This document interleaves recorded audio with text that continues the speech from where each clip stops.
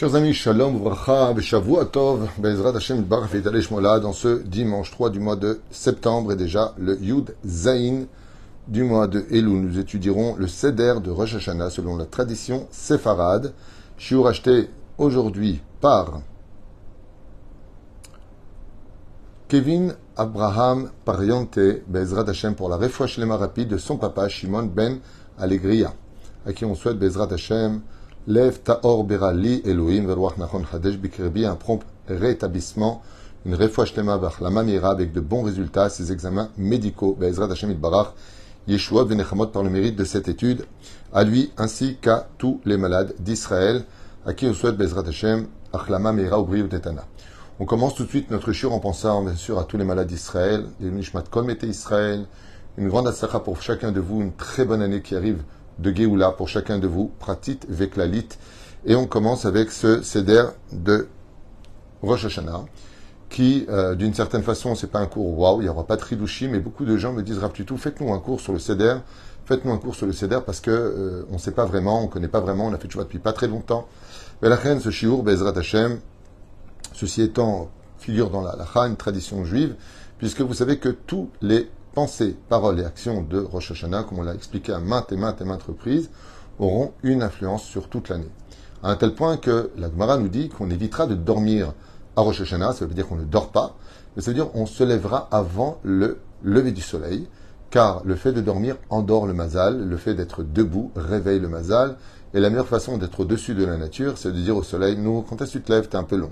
En d'autres termes, d'être sur nos jambes, de faire des teilim pendant la nuit de Rosh Hashanah, c'est vraiment, on va dire, 48 heures à passer, dans un calme absolu, une joie bien cadrée, Be'ezrat Hashem, et puis surtout de l'étude de la Torah, de rajouter même le jour même de Rosh Hashanah, alors qu'on est jugé dans le ciel, cette ambiance de regard Hashem. On a changé, ça y est, Rosh Hashinouï, c'est la tête du changement, comme on l'expliquait dans les années précédentes. On a fait beaucoup de cours que je vous conseille de voir sur la fête de Rosh Hashanah, sur le Seder, sur du Pshat jusqu'au Sod, avec les Midrashim, de ce qu'il y a à faire. On a même fait le quiz de Rosh Hashanah, on avait fait plein de choses. Et la reine, je vous invite vivement à regarder les shiurim précédents, qui ne sont pas moins bons. Je vous l'affirme, ils sont très bien, ils sont référencés. Bechen alze à Dever.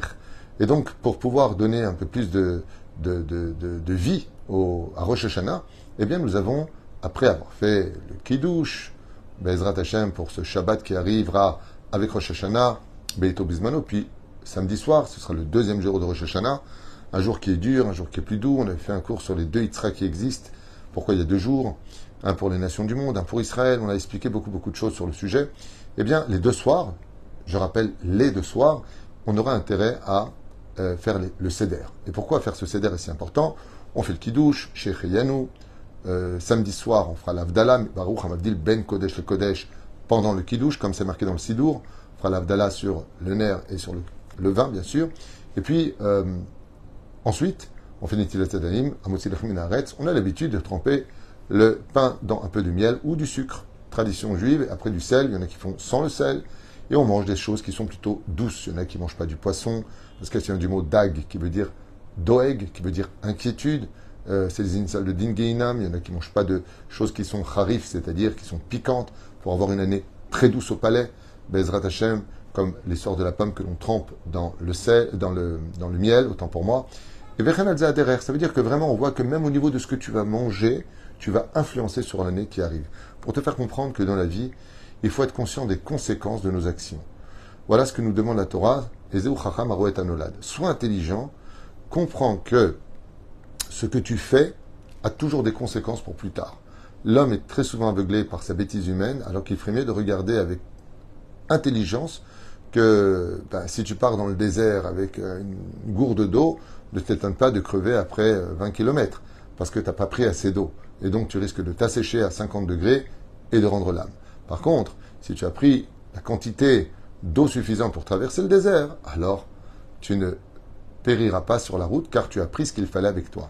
Ainsi donc, à Rosh Hashanah, on va prendre le maximum de mitzvot, le maximum de bonne conduite pour avoir de quoi voyager pour une année entière jusqu'au Rosh Hashanah Abba.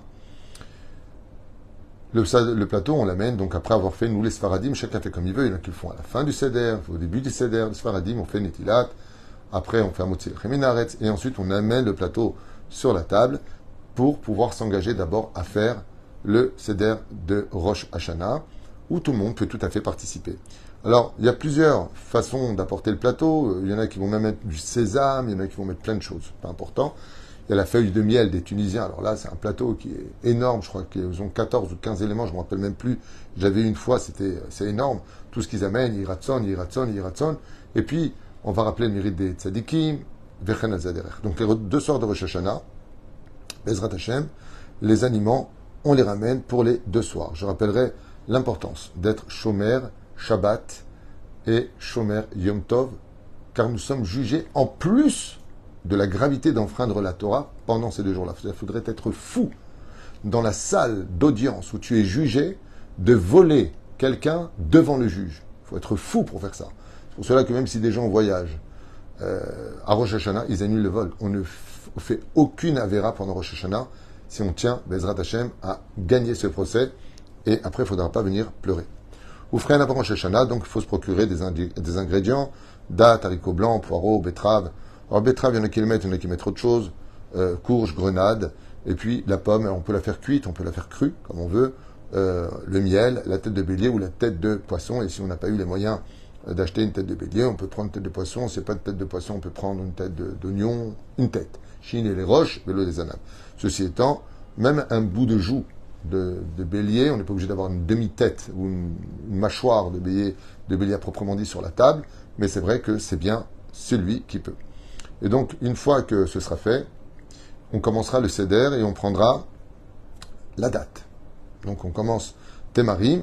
Pourquoi on dit le mot Temarim? Parce qu'il y a le mot Tam, terminé, qui veut dire prenez une date et dites Baruch Ata Hashem Elokeinu melech haolam borei peri haaretz. Même si on a fait le motzi lechem haaretz, on dira borei peri haaretz parce que c'est un fruit. Et donc, le motzi ne le comprend pas. Le mitave belepet, ça veut dire que ça ne s'accompagne pas de pain. On dira la bénédiction et on pensera à tout ce qui est à Etz en même temps. Ensuite, qu'est-ce qu'on dit après avoir consommé? On a dit borei peri haaretz, on ne dit pas yiratson. On a dit borei peri haaretz, on mange un tout petit peu parce qu'on a dit la bracha. Et ensuite, on dit yiratson lifanecha Adonai levotenu sheitamu.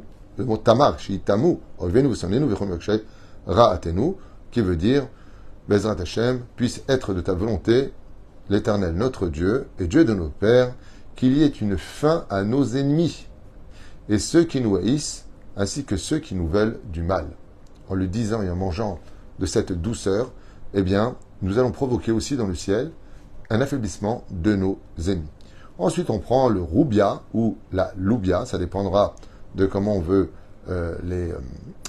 ça dépend des traductions, on va dire ça comme ça. Et les 2 mots sont liés au mot rav, qui veut dire en hébreu. Dans le mot loubia et roubia, vous avez le resh et le bet. Dans le mot roubia, et dans le mot loubia, vous avez le lamed et le bet. Donc ça fait rov, qui veut dire beaucoup, et le mot loubia, lève, il y a le mot cœur à l'intérieur. Donc on prendra de la loubia.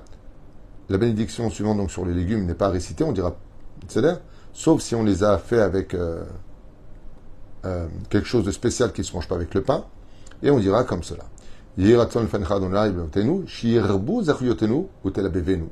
Donc qu'est-ce que ça veut dire?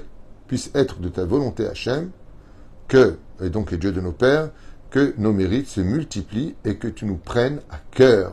Tout simplement, on demande à Akadosh Baruch Hu de nous aimer encore plus et qu'on ait encore plus de mérite pour ce que nous faisons. Nous avons le poireau. Alors on prend le poireau, Ezrat Hashem, qui vient du mot karti, karet, ça veut dire couper, le mot karti. Et qu'est-ce qu'on fait avant de le consommer? On dira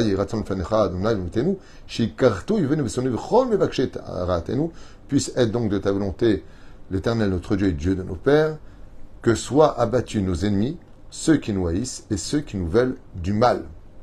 Regardez bien qu'à Rosh Hashanah, non seulement on attend de bons décrets, mais on demande à Hachem, de qui plus est, de nous sauver de tous les mauvais décrets, et que s'il y en a sur la route, eh bien, qu'ils soient mis de côté. Salka, il y en a qui prennent des betteraves, il y en a qui prennent le petit rond, après c'est chacun son minag, qui vient du mot basé salka, les salek, partir, couper, retirer.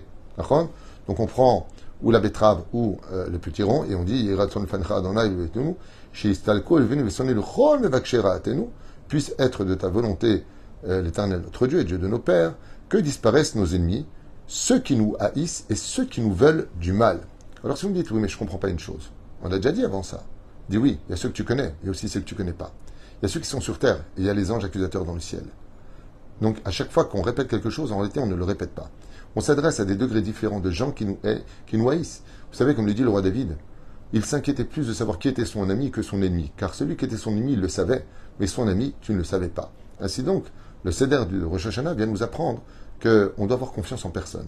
Et que Bémet, on doit demander une protection d'Hachem sur tous nos chemins et de toute relation que nous avons. La courge, kra. Alors il y en a qui prennent le kra, qui veut dire, donc ça c'est la courge. Et là-bas, qu'est-ce que ça veut dire kra? Les kroa en hébreu, ça veut dire déchirer. Okay? Mais aussi le mot kra, qui s'écrit avec un aleph, qui veut dire énoncer. Donc on prend la courge et on dit Yeratson, Fanecha Adonai Eloheinu, Shitikra Roa Gezardinu, Vekaru Lefanecha, Zahu Yotenu, puisse être de ta volonté, éternel notre Dieu et Dieu de nos pères, que le mal de notre verdict soit déchiré. Donc, annule les mauvais décrets pour nous, qu'on ait une bonne année et que nos mérites soient énoncés devant toi. En d'autres termes, ne vois pas le mal qui est en nous, annule tout ce qui ne va pas chez nous, annule les mauvais décrets et ne regarde que les bonnes choses. Le fait de dire Yeratson Lefanecha, qu'il soit de ta volonté, c'est une façon aussi qui nous donne du mérite pour dire qu'on croit vraiment que Dieu nous écoute. On vit que Dieu nous écoute, que Dieu fait attention à nous, que Dieu tient à nous. Vous voyez, quand on parle, c'est qu'on se sent écouté. Sinon, on est fou. Le fait de le dire, c'est déjà un mérite pour nous qui prouve qu'on sait que Dieu nous écoute. Et non pas, Hazve Shalom, comme celui qui va dire, bon, fais-le, t'as rien à perdre. Non, non, non, non, non. Si tu le fais comme ça, tu risques pas d'être exaucé. Il faut que vraiment, quand tu dis Ratson Ilfancha, tu peux lui lire en phonétique, tu peux lui dire aussi en français si tu n'y arrives pas. Mais il faut le dire, parce que si tu ne vis pas que Dieu te parle et que Dieu t'écoute, tu perds du mérite dans l'accomplissement de ta volonté. La grenade. Alors la grenade, vous savez, Rimon, on dit en hébreu, Yiraton Fanecha, Adonai Eloheinu, Sheniye Mileim Mitzvot Kerimon, que nous soyons aussi nombreux que le nombre de grains qu'il y a dans la grenade. Il y en a qui disent par contre, Shirbu Zachuyotenu Karimon, que se multiplient nos mitzvot comme les grains qui se trouvent dans le rimon. Et c'est vrai que la grenade a quelque chose de très particulier, c'est qu'elle est remplie de grains, mais ce qu'on peut constater, c'est que chaque grain a une enveloppe spécifique pour chaque grain. C'est pas des grains les uns que les autres. Chaque grain est empreint lui-même d'une espèce de couverture, d'étui, pour faire comprendre que chaque mitzvah, même si des fois elles se ressemblent les uns et les autres, comme le maaser et la tzedaka, qui sont deux mitzvot distinctes, différentes, même si on donne de l'argent dans les deux cas de figure, eh bien, en réalité, chaque mitzvah que nous faisons, les tefilines de la tête, c'est pas les tefilines du bras. C'est encore deux mitzvahs différentes, même si c'est une mitzvah, mettre les tefilines. Ainsi donc, on voit dans le judaïsme que Bémet Akadosh Baruch Hu, quand on fait une mitzvah, j'avais lu dans un livre, je ne me rappelle plus où est-ce que j'avais lu ça, oui, j'avais lu comme ça que quand on fait le Kirat Shema et qu'on embrasse les tzitzit, alors les tzitzit, il n'y a pas de mitzvah à les embrasser, c'est pas marqué tu embrasseras les tzitzit, c'est marqué tu les verras. Nous, on a l'habitude, dans la tradition juive, d'embrasser nos tzitzit. Il y a marqué que quand un juif sur terre, il embrasse les tzitzit, ou une femme qui plie le talit de ses enfants, de son mari dans l'armoire, et elle passe les tzitzit comme ça sur les yeux, elle les embrasse, parce qu'elle sait que ça a de la valeur au niveau de la mitzvah. Ce baiser sur les tzitzit est plus grand que les chants des anges les plus élevés des sphères célestes. Waouh! On ne se rend même pas compte de combien la moindre petite mitzvah, le moindre petit effort en l'honneur d'Hachem, parce qu'il nous demande des choses, combien on fait du bien dans le ciel et combien on fait du bien sur terre. On ne se rend pas compte, vraiment pas compte, de l'ampleur de nos actions quand on fait du bien. Et on ne se rend pas compte non plus, malheureusement, des dégâts que l'on fait quand, malheureusement, on ne fait pas la volonté d'Hachem. Hachem Yahazor. Ok. La fameuse pomme dans le dvash. Alors j'avais fait plein de cours. Pourquoi la pomme elle est rouge à l'extérieur, pourquoi elle est blanche à l'intérieur. Ben Ishraï. Nous avions vu ensemble beaucoup d'explications que je vous conseille d'aller voir. Et donc on prend cette fameuse pomme qu'on trempe dans le miel. Alors c'est curieux parce que la pomme elle est déjà sucrée dans le miel qui est aussi sucré. Qu'est-ce que ça veut dire? Une petite explication que j'avais déjà donnée et que je partage avec vous à propos d'une pomme rouge qui est déjà sucrée, que l'on met dans le miel, qui lui-même est sucré. Ça fait beaucoup de sucre à manger pour un seder de Rosh Hashanah. Et la réponse, elle est très belle. Maran Ben Ishraï ainsi que bien d'autres commentateurs nous partagent leur étude et disent, parce que dans la vie, tout ce qu'on reçoit de Dieu, c'est pour le bien. Comme c'est marqué dans Maseret Ta'anit Bedaf Kafalef, Amud Aleph, Gamzol et Tova. Tout est Gamzol et Tova, tout est pour le bien, toutes nos souffrances c'est pour le bien, le bien, le bien, le bien. D'accord. Mais ça fait mal. C'est pas facile. Alors on aimerait que, même si tout est pour le bien, que ce soit doux. La pomme représente les épreuves que Dieu nous envoie. Quand on le trempe, nous, dans le miel, et qu'on le met dans la bouche, on est en train de dire Hachem, Hachem, on sait que les épreuves c'est pour le bien, que les maladies c'est pour le bien, que des fois, quand on perd quelque chose c'est pour le bien, mais c'est dur. Alors, on ne peut pas avoir du bien qui est bien aussi pour nous. Pérouche à la barre que ce soit plus doux pour nous. Ainsi donc, la pomme dans le miel représente ce que nous allons dire, puisse être donc de ta volonté, éternel notre Dieu et Dieu de nos pères, que tu renouvelles pour nous cette année bonne, donc on sait qu'Agamzol et Tova, bonne et douce comme le miel. Pourquoi douce comme le miel? On sait très bien que le miel vient d'un animal impur, mais pourtant qui est capable de sortir de la douceur. Pourtant l'abeille, elle pique, mais elle sort du miel. Et on mange ce miel. Pour dire que de l'impossible, même de la situation la plus dure dans laquelle nous sommes, à l'image de l'abeille qui est impure, sort quand même du miel, même si on a fauté, même si on n'est pas baissé d'Hachem. Donne-nous un peu de goût à nos épreuves, parce que la vie est déjà trop dure. Et ça, on peut le demander à Rosh Hashanah. C'est là-bas que ça se passe. Oufren Bezrat Hashem, Oufren Alzaderer, donc on trempe la pomme dans le miel et chacun mangera Bezrat Hashem. Il n'y a pas besoin de se mettre sur le côté gauche, bien sûr, comme un Pessah, on mange normal. On est à table, Bezrat Hashem Idvarar, Vakol, Tov, Ve, Yafé. Et ensuite, on prend le Rosh Keves. Et là-bas, on dit comme ça, on peut prendre un petit morceau de viande, et on dit, Yehi Ratson, donc qu'il soit de ta volonté, l'Éternel notre Dieu et Dieu de nos pères, que nous soyons à la tête et non pas à la queue.